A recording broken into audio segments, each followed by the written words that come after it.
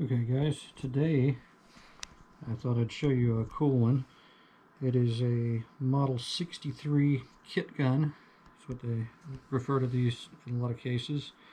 It is a 4-inch barrel 22 LR Smith & Wesson in stainless steel.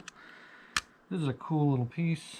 My buddy, he runs a pawn shop, and I stop by once in a while, and he knows I like Smith & Wessons, and he happened to have this and made me a really fair price on it, and I snatched it up for sure. Really cool, great shooting little pistol. Has nice weight to it, so you really hardly even feel the 22 firing. Not that it has much kick anyway to a 22, but I mean, it's just total pleasure to shoot. Obviously you've seen it's clear. It's got the orange ramp front sight, which is nice. Nothing's marked on the back sight. See if I can back it out far enough that it doesn't blur. Instead of most of your Smith & Wessons having your exposed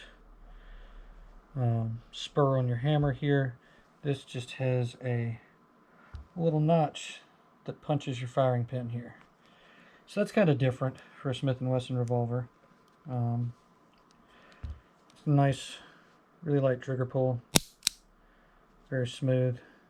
It's got a rather heavy double action trigger, and it kind of happens. You're pulling hard and then it happens. I mean, there's not a lot of preparation for that pull. So if you're going to shoot it, it's nice shooting it in single action. I mean, you can shoot it double action fine, but you can be a lot more accurate with it shooting it single action. So anyway, just wanted to show this to you guys and share it. I think it's a really neat model.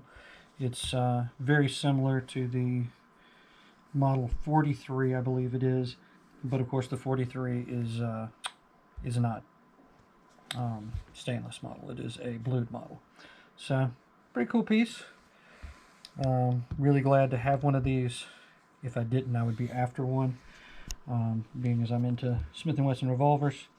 And this is definitely a neat one. I like the stainless Smiths. I've got a lot of blued, but I've started picking up a couple of stainless here lately, and I like both of them, but I honestly don't know which I like better. The blued finish tends to wear a little bit more, depending on how they're treated, but these do tend to get some scratches and stuff too, so, you know, it's kind of a trade-off. It's just personal preference, I guess, but I like them both. Really neat pistols.